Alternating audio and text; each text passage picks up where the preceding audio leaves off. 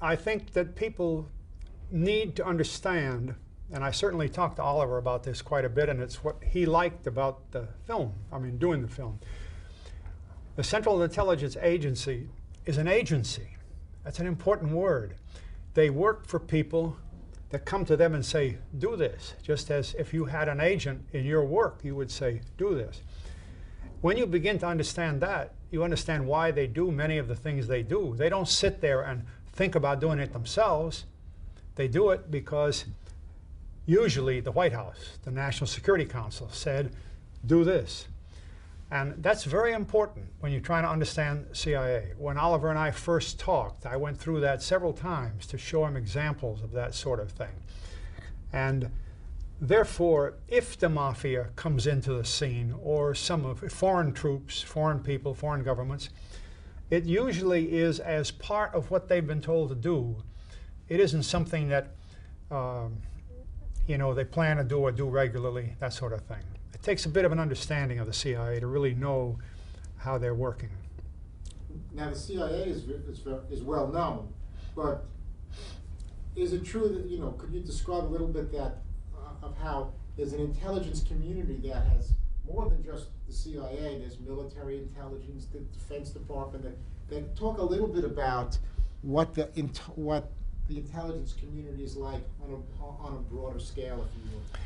One of the failures in World War II, according to President Roosevelt and President Truman, was the apparent inability of the various intelligence organizations to work together. So the president would get a briefing from the Navy, or the briefing from the Army, or from the Treasury Department, where there was intelligence, and so on.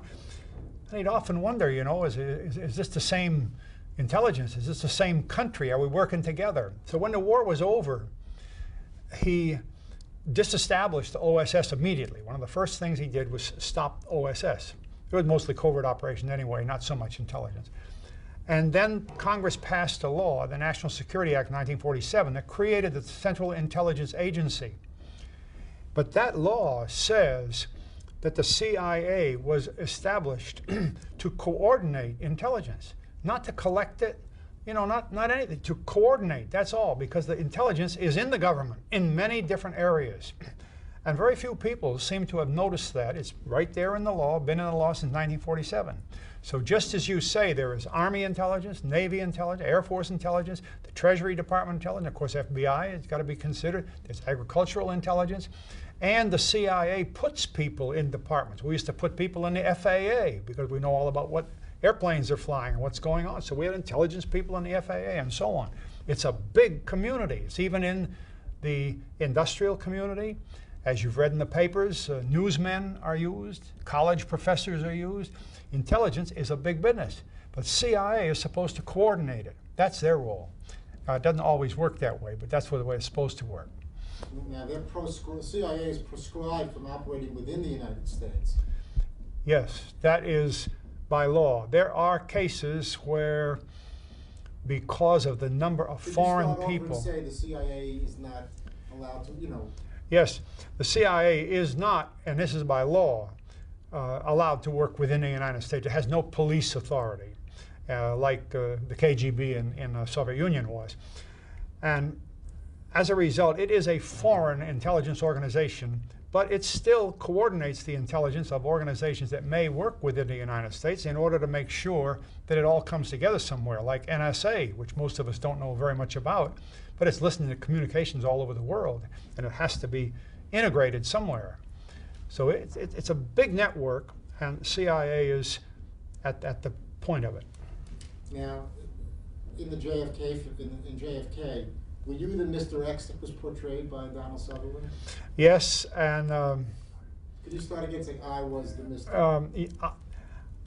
I was Mr. X, or am Mr. X, as portrayed by Donald Sutherland, because when the script was written, and before I saw it, that part was there.